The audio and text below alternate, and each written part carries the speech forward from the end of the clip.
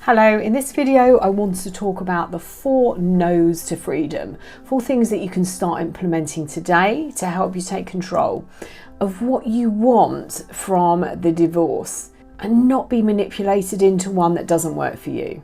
Hello, my name's Elizabeth Goddard, and on this channel I talk about healing from emotional abuse and divorcing the emotional abuser. If you're new to the channel, please like and subscribe, and if you're returning, welcome back and thank you. And thank you so much to all of the new subscribers over the last few weeks. It's been amazing. Thank you for your support. So divorce is a difficult process. It's the ending of something that you committed to, but when you factor in an emotional abuser, it takes that process to a different level. They are so competitive and nothing about this process will be fair. Their goal is to win, and at any cost. So in this video, I want to explain the 4 things that you can do today that will help you get the divorce that works for you. Why they find it hard to understand that you don't or won't agree with them. Why they will stop at nothing. Why they change the story so they are the victim. And why they want to hurt you and want to see you in pain. And 4 ways to empower yourself to save your sanity. Because of their controlling and manipulative nature, they have already gone through the negotiation process without you. And they find it really hard to understand why you don't or won't agree with them. And it's because of their childish nature that they will stop at nothing and change the story so they are the victim and smear your character. You thought the hardest part was over. You had left them or you'd been discarded, and you were starting to get your life back together, and you are faced with divorce. The abuser's biggest fear is being abandoned, so they create strategies and scenarios to ensure they are in control and this won't happen. They will lie. They will manipulate you. They turn everything around, and what they did to you is now what you did to them. They want to hurt you and they want to see you in pain, and this is the perfect place for them to do it. It's in full view of everybody, and they are claiming they're the ones that are hurting. They need their supply, and the divorce process is the perfect arena for them. It will come from you. It will come in the way that you react to their stupid demands and their silly remarks. They'll tell you and anyone who will listen that you are crazy or paranoid when you start to question things. They'll tell you and anyone who will listen that you are too sensitive. They'll tell you and anyone who will listen this is all your fault. They made you question yourself in the relationship, and they will continue doing this through the divorce process. They'll tell you everybody thinks you're crazy or insecure, or insert the appropriate word that you heard. They need supply, and the divorce process is the perfect arena. It will come from you and the way that you react to their stupid demands and silly remarks. It will come from their solicitor who is being paid. They will have their entourage around them. The people they claim are friends, but really are just like you were in a relationship with them, not realising that they're being used. Bowing to them and following them round, clearing up their mess and agreeing how unfair this is for them, and massaging their egos. Your 4 steps to freedom. No emotion. Everything they do will be for a reaction. This is a game, and you ran out of quality supply. A new model turned up who they believe is better than you or better suited to their needs. So basically, like a vampire, they took everything they needed, and then they treated you in the way they most feared, and they abandoned you. They may not have. You may have left them. But abandonment is their biggest fear. And to ensure that this doesn't happen, they trapped you, binding you up in emotional chains that keep you trapped. They were designed to keep you in the relationship, but now they are used for their amusement. Divorcing from them emotionally will mean that they will not get what they want. And this is exactly what they've been trying to avoid. You are now worth nothing to them. You have nothing left to give them. So just like a cat playing with a toy, when it gets bored, they just walk away. The abuser is playing the same game with your emotions. You have to make sure that your focus is on you and your healing. And they don't want this. They want to keep you broken, because when you are still in pain, you are easy to manipulate. And when you play a game, the aim is to win. So the first thing to do is cut all emotion. From the start of this process, they will do anything and everything to get a reaction from you. If you haven't healed from them emotionally, go and cry on your pillow and then respond. But if you can, get to a place where you really do have no reaction. This is the best place to negotiate from. They are going to expect you to react. They will be waiting for you to reach out.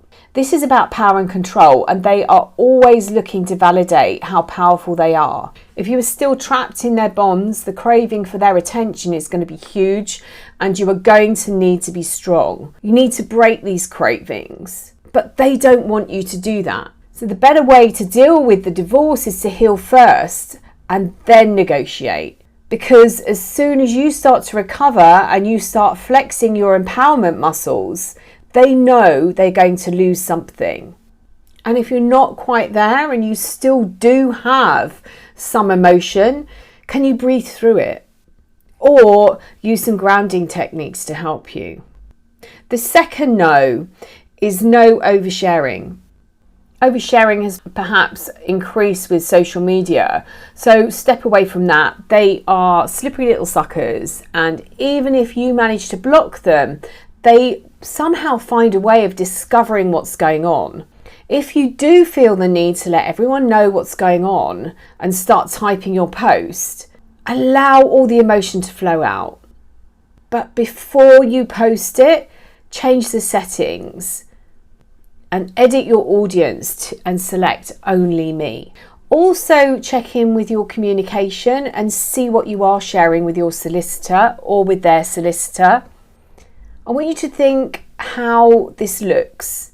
You are in pain, and yes, maybe they were cheating on you or they hurt you. Your oversharing can be seen as a jilted partner.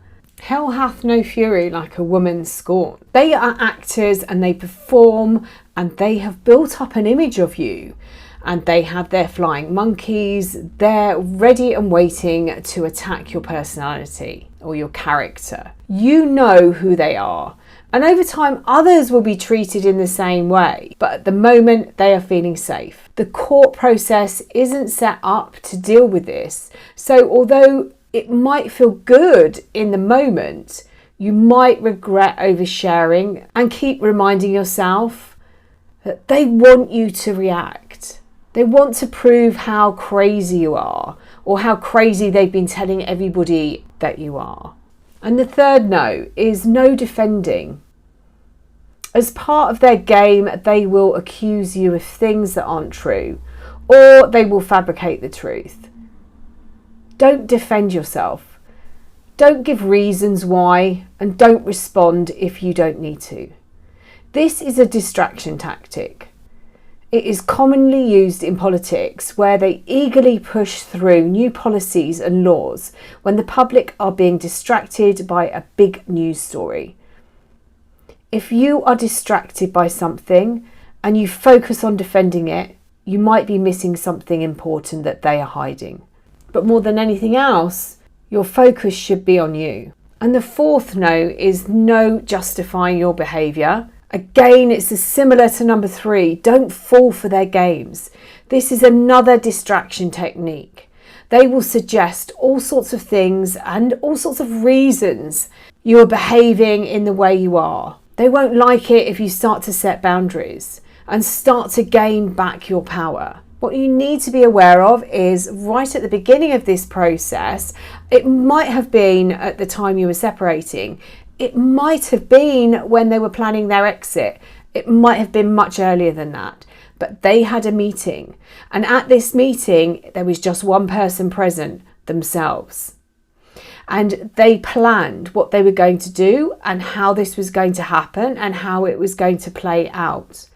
They will win at any cost, and they don't care how little they win by. They may seek legal advice and be told that it isn't going to work or go their way, and they will very possibly ignore it and do what they want, or they will change their offer, but to the very minimum. Their aim is to win, to make you pay in some way, and it might be monetary, or it might be with your mind or your soul. Although the relationship is over and as an object you hold no value, the process does. You are not a person, you are a thing to them. That was why it is so easy for them to walk away without a backward glance and move on. And they left you to clear up the mess, feeling broken and worthless. The final discard, they didn't come back this time. You were a project to them. And much like a project manager creates spreadsheets with all the information of tasks that need to be completed and that ones that have already been finished, so does your emotional abuser. He or she knows exactly what they need to do to hurt you. They know exactly what your triggers are. They know what to say and how to execute it for their pleasure. So when it comes to divorce, they are very well prepared. When they say they don't want to fight, they just want to move on, what they actually mean is they don't want you to fight. When you divorce emotionally, you are in a stronger position to say no. You are in a stronger position to make decisions that suit your agenda, not theirs. You are in a stronger position to get the divorce that works for you. You're in a stronger position to spot the manipulation. You're in a stronger position to walk away if you so choose. And you're in a stronger position to call out their behaviour and stop them. When they tell you they don't want to fight, what they want is for you to agree to everything, or they might just want to give you a false sense of security. If you are still stuck in the trauma bond, you will still remember the person they were and the mask that they wore at the beginning of the relationship. The one who was so kind and loving towards you. You might believe they still have this kind persona and want to protect you. I want to be the bearer of good news, but I can't. If they put on that mask again, it is purely for manipulation, for them to win the game. Trust your intuition. It's rare that you'll actually get proof from the abuser of what's actually going on or who they are. Find a tribe who know how to support you through this. Set boundaries and make sure you stick to them. And keep checking in with yourself and asking how you feel and if this is really what you want. I hope you found this video useful. If you'd like to find out more ways of working with me, then you can visit my website. I'll put all the links in the description box below. The links to the Divorce Sanctuary, a group I run on Facebook. I'll also put in the description box the links to both my books, Finding Lily and the A to Z of Emotional Abuse. Please don't forget to like and share and subscribe to the channel. And I'm sending you loads and loads and loads of love.